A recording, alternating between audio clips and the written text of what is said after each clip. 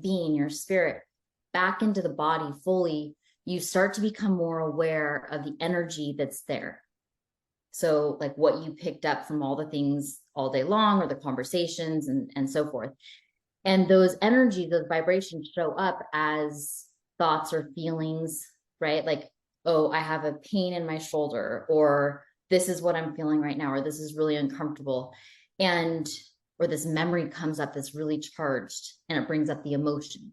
So with meditation, where you can bring yourself behind your eyes into the clairvoyant space, which is really just clear seeing, right? It's being able to clearly see what you're looking at, what you're aware of, but with neutrality. And when we're in neutrality, energy can flow, and we're not in resistance to it. We're not stuck in it. We don't go into it. So it's like being able to look at the thing and then let it pass through, take the information without them being stuck on something, right? So this is where this too shall pass. And one of the most empowering aspects of meditation is that we start to begin to become aware of who we are as a spirit. And that spiritual awareness is so powerful to navigate this life, as we start to become aware of we are so much more than just the body. Namaste, sweet souls. My name is Shilpa, and you are listening to the Aimee Mindfulness podcast. I am a mindset and meditation coach for professional women and mompreneurs. The purpose of this show is to offer stories and content that allows you to increase your awareness of your authentic self and be inspired by connecting to the personal and professional stories of other souls. Souls who are walking the walk and living everyday human experiences with inspired intentions. These are the stories that will expand your consciousness and spark within you to ask, what if? Each season, I offer content to help you create a holistic lifestyle that embodies spirituality, mindfulness, mindset, and energy awareness. Through my conversations with experts in their niche area and solo casts from yours truly, my intention is to help you holistically revitalize, reset, and relax your body, mind, and spirit. I'm your host and founder of Aimee Mindfulness. So ask yourself, what if just one story could be the catalyst to shift the trajectory of my life? What if I become instrumental in serving other souls to realize their true self? And what if my soul's higher purpose is in the realization of Aimee Mindfulness joy? It's never too late to rewrite your story. And now, today's episode. Welcome back, sweet souls. This is your host, Shilpa. I wanted to share some exciting news about a little challenge I'm running, as I'm trying to get more people to discover this podcast and the conversations that inspire those who value personal growth. And the best way to do that is to leave reviews. You can leave a review on Spotify, Google Podcast, or Apple Podcast. So my request to you is to leave a review if you feel that you've received any value at all from these episodes of Aimee Mindfulness. It would mean so much to me if you could write a little review regarding any episode that resonated with you. Please take a screenshot of that review and email it to me at aimemindfulness@gmail.com. In return, I will offer you my one-page guide to spark your meditation practice through Sankalpa. Sankalpa is a Sanskrit word for intention setting. Along with this, you'll receive a link to my guided meditation that will guide you through an intention setting meditation, positive affirmations, which you can practice daily. I guarantee that this gift will help you start a daily intention setting practice with a spark. It is my gift for you for being a listener, being a supporter, and of course, to enable you to manifest the best meditation practice. And we are now in my 5th podcast season, exploring the topic of spirituality. Each month, my guest and I delve deeper. In January, we explore spiritual entrepreneurship. In February, spiritual leadership and wisdom. And wrapping up with spiritual awareness in March. Stay tuned. And next up is Aimee Leigh. Aimee Leigh is a dynamic international spiritual teacher, intuitive consultant, energy worker, author, and speaker. She is an expert in the field of intuition and energy awareness. Aimee mentors and teaches individuals empowering skills to create highly fulfilling, inspired lives and businesses by developing their intuition and learning energy skills to live and lead at their fullest potential. Her consultations offer intuitive energetic insights and guidance to create success and well-being in life as well as business.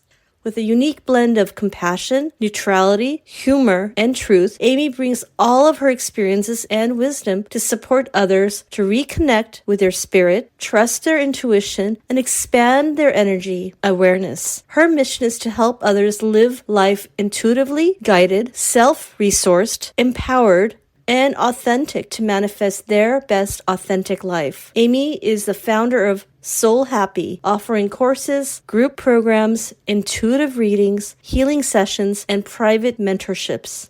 This next conversation I have with Aimee is part of a two-part series. Part 1 is on spiritual awareness, and part 2, which we'll release later, is on energy awareness. And now, here's Aimee.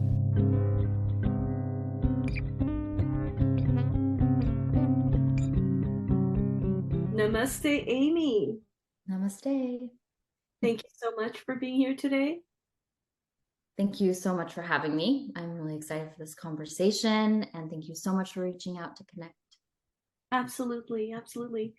Well, today we're talking about energy awareness as it first ties to spiritual awareness. Mm-hmm.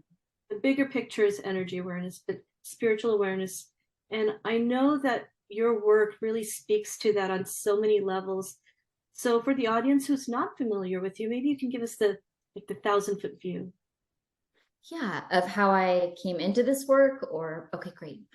So the 1,000-foot view of how I came into this work is a very organic experience that I had that began truly like when I was a little girl. And I remember when I was very young, I would just know things or see things or have dreams that would come true. And that just continued to grow as I got older and older. And I saw where it lit up stronger, more around protection and such. So I always had this very deep awareness of the God of my heart, universe, angels, all of that.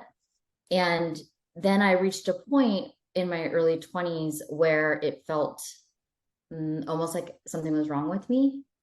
And so I which I hear all the time, right? So I sought out a therapist to help me. And I went to her, I'm like, okay, something is so wrong with me. I need help, right? And after some time of speaking with me, of course, she was a perfect therapist for me because she actually pointed me in the direction of a meditation class that then brought me to the tools and developing my intuition and learning about energy and my own spirituality in a way that now brings forward my work. So it's like I went through it first. I still do the work daily myself, but I'm so passionate about the work itself and getting it out there, and passionate about helping to change lives, support lives. Absolutely. It seems like you went through your own layers of awareness to arrive to the tools. So much so. And it's interesting, right? Because when we become aware of something, the narrative or the energy that's in our space can start to really decide for us what it means. And that becomes the story. So for example, I thought something was with each step of awareness. Okay, I dreamt of this came true. The story, the narrative around me was something's wrong with me. I'm crazy, right? Versus if the narrative around that was, this is a gift, this is incredible, it has the power to change a trajectory, right? And the tools that you mentioned, like meditation, I believe that it gives you this ability to see things from different angles and take the skill out of it, taking the, oh, what's wrong with me versus here are the conditions under which I've been either reacting or informing myself. Yeah. That meditative space. The meditative space that I play with and that I work with is one that brings you into the body, and you're grounded in the body, present time, where then you have the ability to become more aware of what actually is moving through your space energetically, the thoughts, the feelings, the sensations, all of that. And when you go to more of a clairvoyant space, which really is just being a neutral observer to have clear vision, then you're able to neutrally take a look at what you're moving through and navigating. And with that neutrality, it literally is like this vibrational neutrality where then you release the charge and you can just look at what it is for what it is. And that allows you to move through it more quickly without the fear or the doubt or the resistance or the effort, and energy can just flow in that matter. And I think what's really important about this when we speak about spiritual awareness is that this is where we get to know who we are as a spirit. We get to know ourselves more deeply than just the body and the human that we are, that we're moving through life as. But we recognize like, oh, okay, so I'm behind my eyes looking out. Who is it behind the eyes? Or we say this all the time, like my body. Well, who is saying that? Who is the my? So the my body part is what helps you to start to see that there's a difference between the spirit and the body. So why meditation is so powerful, and well, one of the reasons meditation is so powerful, there's so many, right? But the type of meditation that I teach and that I practice myself is one that brings you into the body. And the body, one of the gifts of the body is it is always in present time. And so as you bring your attention and your awareness and your being, your spirit back into the body fully, you start to become more aware of the energy that's there. So like what you picked up from all the things all day long or the conversations and so forth. And those energy, those vibrations show up as thoughts or feelings, right? Like, oh, I have a pain in my shoulder, or this is what I'm feeling right now, or this is really uncomfortable. Or this memory comes up that's really charged and it brings up the emotion. So with meditation, where you can bring yourself behind your eyes into the clairvoyant space, which is really just clear seeing, right? It's being able to clearly see what you're looking at, what you're aware of, but with neutrality. And when we're in neutrality, energy can flow and we're not in resistance to it. We're not stuck in it. We don't go into it. So it's like being able to look at the thing and then let it pass through, take the information without them being stuck on something, right? So this is where this too shall pass. And one of the most empowering aspects of meditation is that we start to begin to become aware of who we are as a spirit.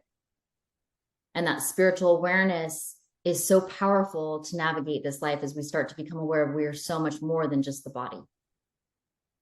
Right? Our body is here to house our spirit and allow us to flow our unique essence through it in the most beautiful way. So that spirituality aspect and what we can become aware of, and then being in that neutral observer space in meditation really does allow us to be at our fullest capacity, our fullest capability, with just greater awareness.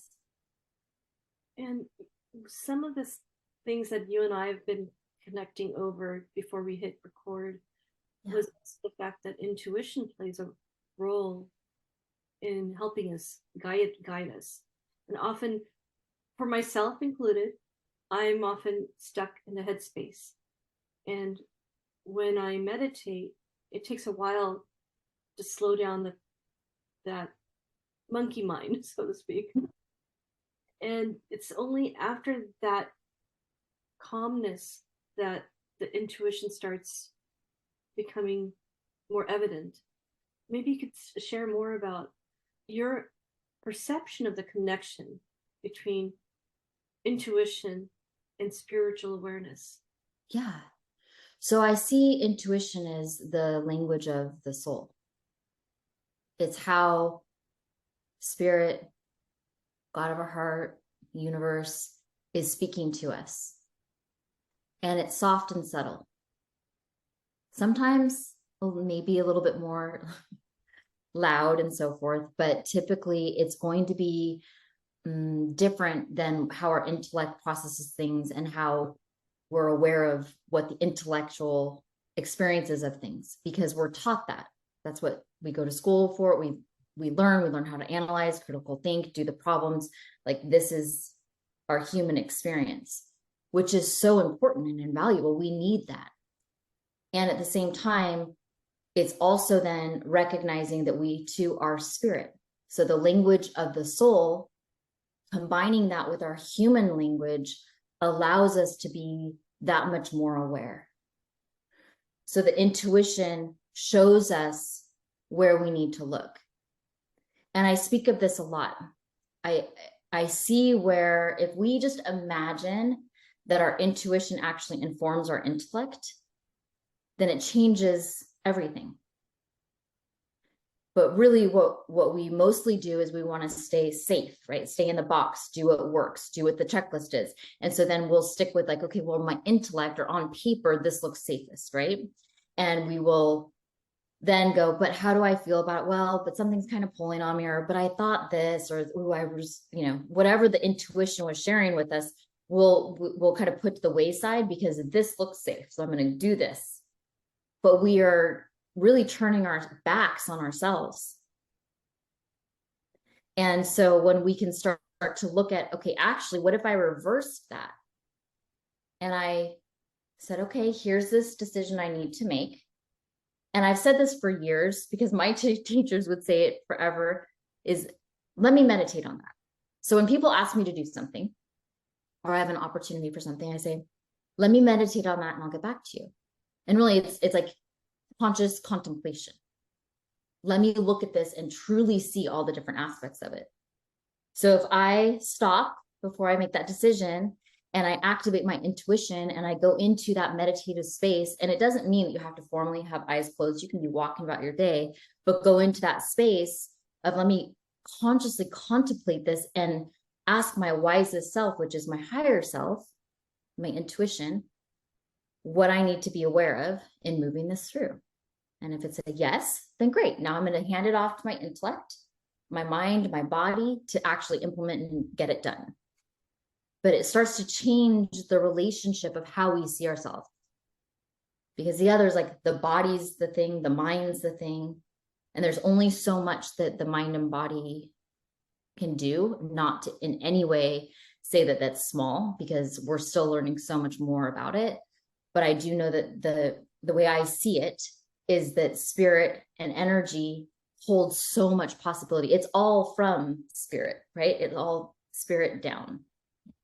Absolutely. And in this world of where there's so many connotations around spirituality, how do we demystify it so that others who may benefit understand that this is not for those, I don't know, like woohoo people out there that need to adhere to something that is esoteric?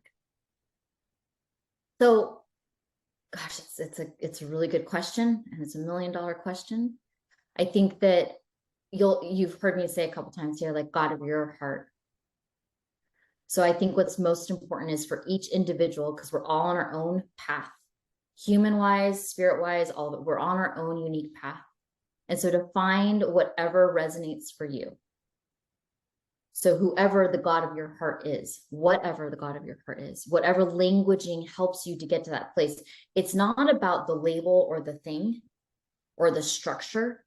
It's about the experience you have within yourself with whatever this greater power is. So it's recognizing that there is more to you than just body. And with just that possibility, it's then opening up to like, okay, so am I willing to be open to the possibility that I am more than just my body?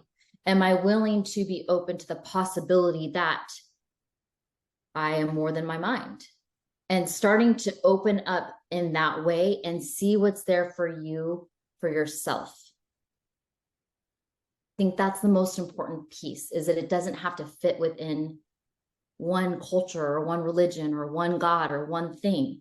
It truly is this intimate experience of yourself and of higher power.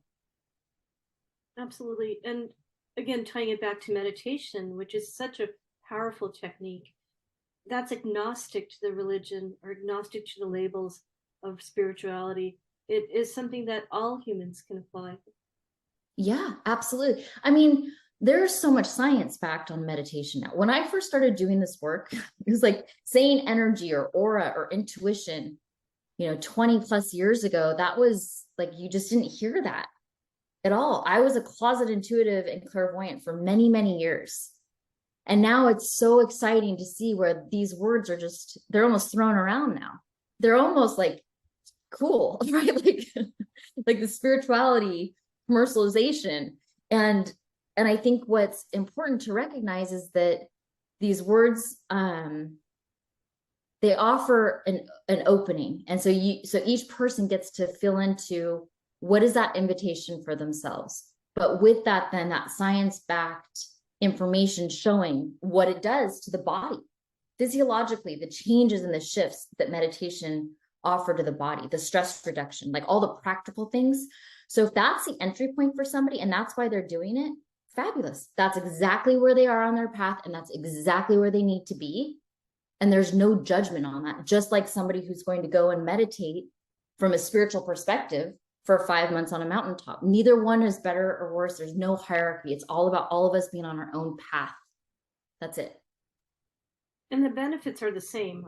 Essentially, if you're meditating, I mean, you are able to, let's say you're doing it for a strictly intellectual reason.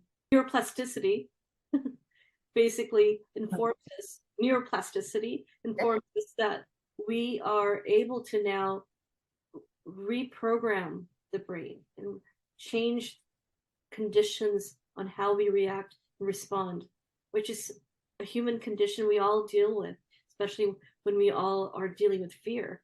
Yeah. And I think that the most important piece there is, again, it's just about being open to the possibility of.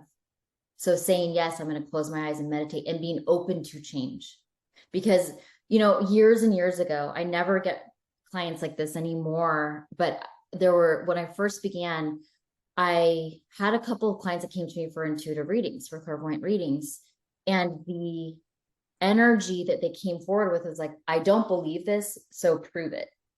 Right? Like they actually paid me for a reading, showed up for it, but there was no opening in their space for them to possibly find if it was actually true or valuable.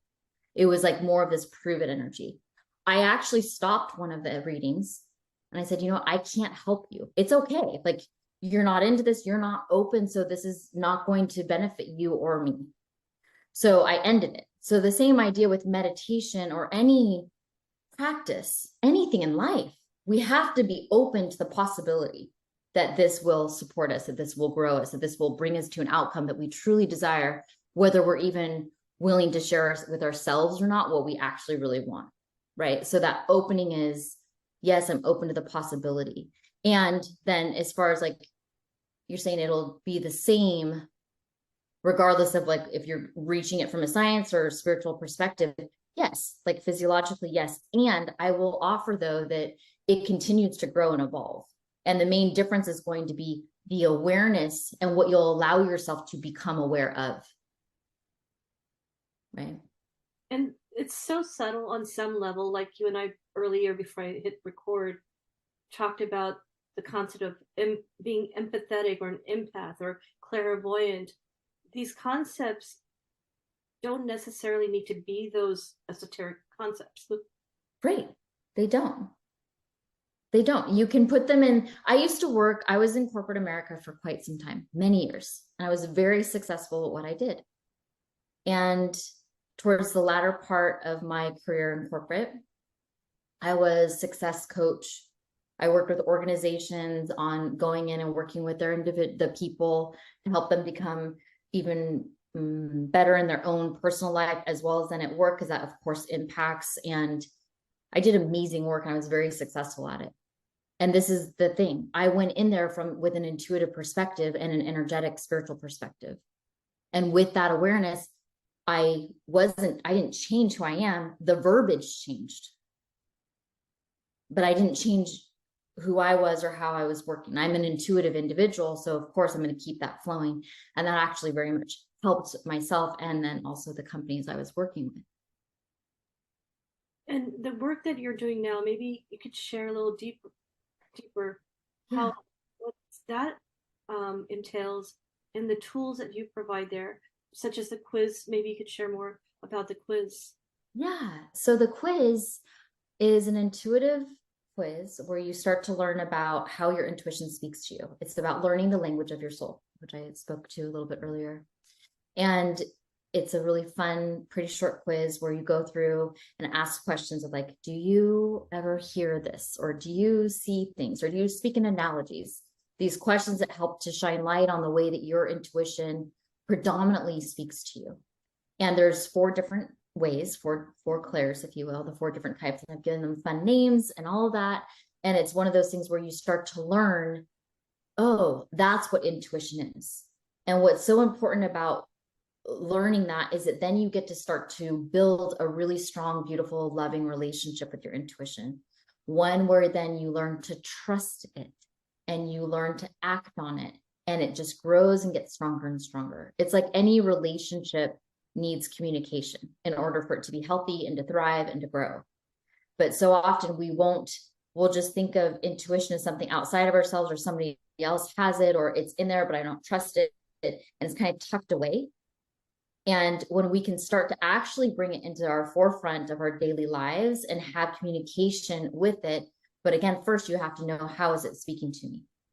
So learning that will shine a lot of light. And also, I was sharing this with you earlier, like all of us have all of them. Our intuition speaks to us in all of these ways, every single person. Sometimes it's turned down so much, or it's so out of proportion that we don't recognize that that's what it is. And there might be a predominant way that, okay, that's what it is when it's in this experience or this person's around me. But when I hit this other situation, whatever pictures you're moving through or memories, feelings, it can talk to you in different ways.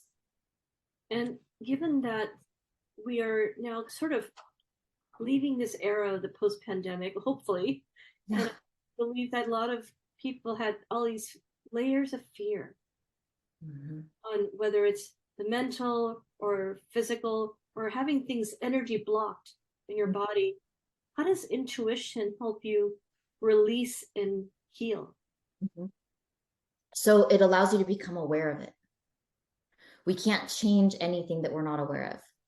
And I think of our awareness, our energy as a very healing light. So as you become aware of something that's stuck in your body, right? Like let's say there's a pain or a fear, like you said, I'm so in fear that I'm not going to be able to pay this bill. And it's stuck right in my abdomen. And I've been having stomach aches and I just haven't been feeling well and all the things. And I'm not connecting the two. The moment that I stop and I start to say, okay, wait, I'm feeling this. Okay, intuition, like, what is this? And I start to bring awareness to it, which again requires us to be in communication with the body first through meditation. Then my awareness, my neutral observation of it, my light on it starts to melt it away. It automatically, we know how to heal ourselves. We have the most amazing, brilliant energy systems. And so when we start to bring our attention to it, that starts to melt that away, starts to clear it. And then that starts to create the change and the healing. So our intuition can help us to start to navigate and release out some of these energies that are getting triggered in our space, because that is what life is. There will always be challenges and fears, and always, but it's how are we navigating through them? And do we trust ourselves to be able to navigate whatever comes our way? So that's the main thing, is that seeing the fear, noticing when you get into resistance of it, or an effort to make it different. And know when that happens, we're in a body level experience and a body level communication, which halts it. It makes it stick longer. But when we can shift that neutral perspective and look at it from an energetic, spiritual perspective, then that allows for it to start to flow like a river instead of being dammed up. And you mentioned that there are different intuitive types, and we're all a blend of maybe all one or many. Yeah. I recall as a child when certain trauma was occurring fairly young, and I had developed this habit, and I just thought it was me being overly analytical at a young age. But I would like identify patterns and understand when those things were about to come again. whatever that trauma was. And it actually would help me because I would recognize it. And now I'm realizing what you're describing. Maybe it was just a strong intuition. Yes, because what you're describing, and as you say that, what I'm looking at is how you see patterns. And I'm the same. Like I see patterns. So if somebody's talking, I'll be able, like it'll light up. Things will light up. It's like a constellation. I'm like, oh, this goes with this, and this goes with this. Even though words or the human experience might not have any matching, or like, why would you put those two together? It's like that game where you flip over the card and you try to like match the things. It's like these two go together, but you're like, but the pictures don't match. And you're like, yes, but behind the picture, behind the human eye, what the human eye can experience, there's a vibration. The energy is the same. So you become aware of those, and that is your intuition. Now, what you just described though, with that trauma and such, it's almost like what I've found over and over again, and for myself and for many clients, is that we can outgrow what worked for us as a child. And then as an adult, we're still operating from those systems, right? So when you're a little girl and that would happen, like, oh, the trauma is going to happen. And now it was very true, very useful, and extremely creative, and shows your capability to be able to navigate that. But then I wonder, like at some point as you grew, did that no longer serve you? And then did it tip over where now it actually hinders? So these are the things to start to look at. And this is where intuition can help us to see, like, is this in present time, or is it no longer in present time? And it's just like this, I'm looking at it like in your shoulder down to your chest, like this, it's almost like a cinched metal piece that's holding you in place, because this at one point kept you safe. Absolutely. Right? Yeah, because now as I get older, what I recognize is those patterns and analysis and whatever intuition was helping me drive for whatever capacity for healing or safety. Mm-hmm. As an adult, I no longer need to be in that mode. I can meditate, recognize what is showing up, mm-hmm. and now learning to release it. Mm-hmm. Yes.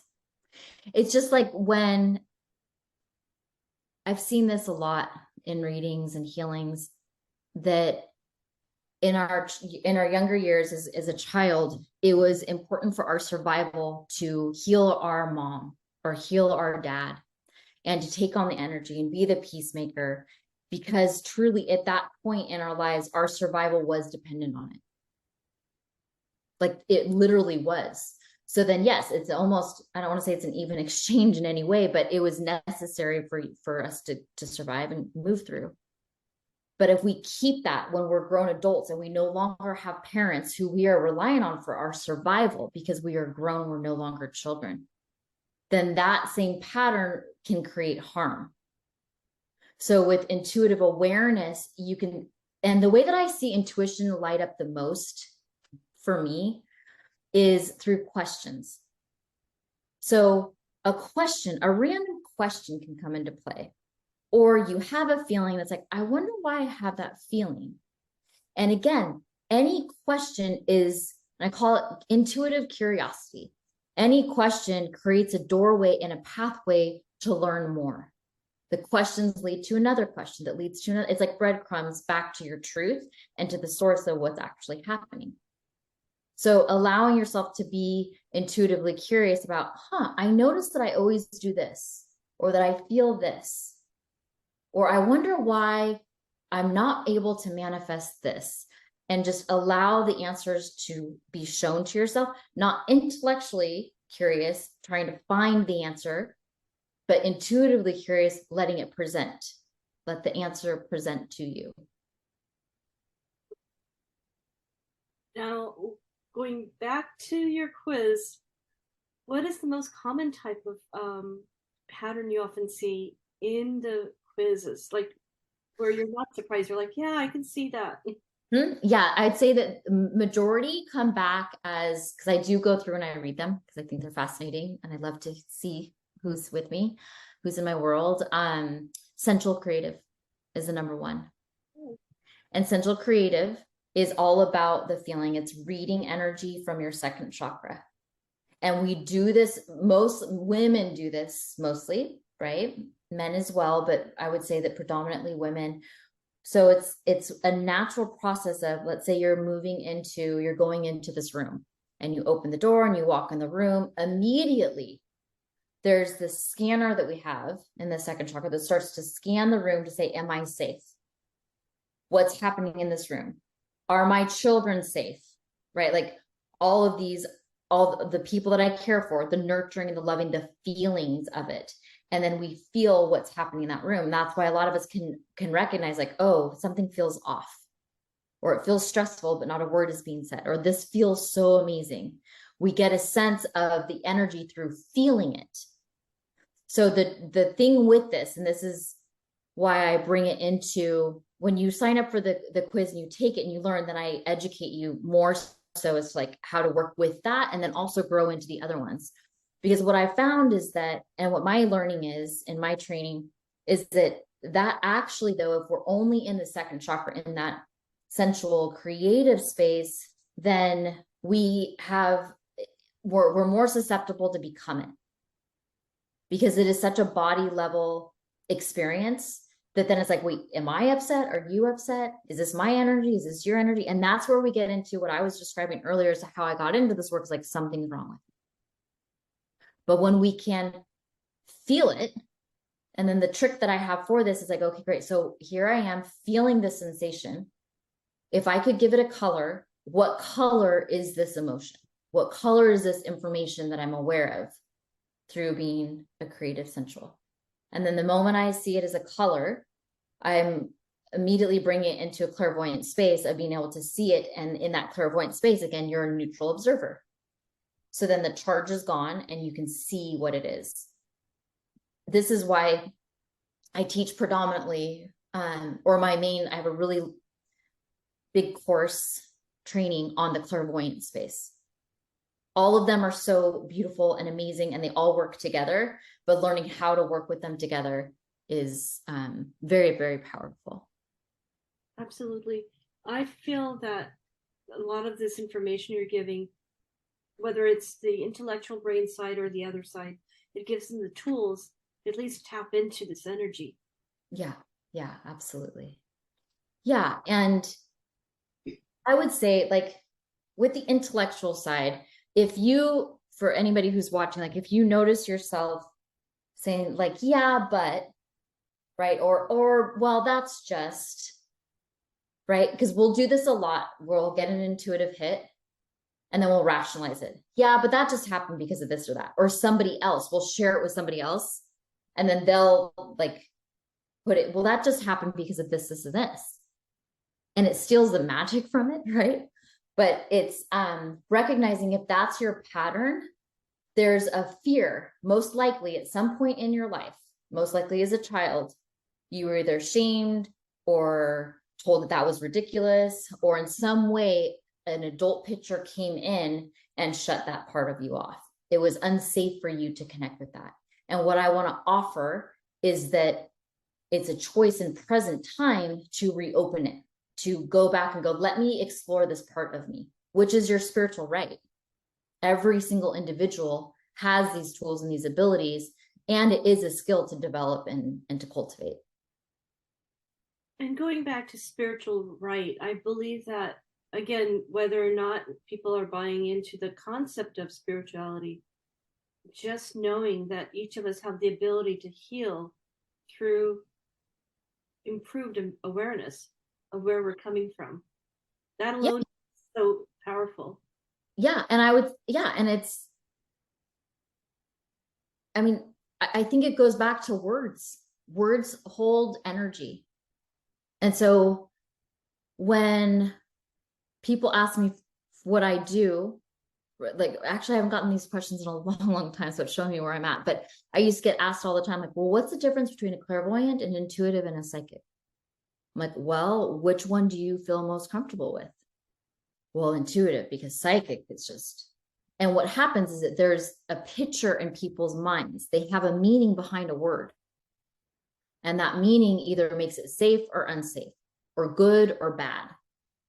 So if any of the verbiage lights anybody up, try on a different word and look at the big picture of where you're wanting to get.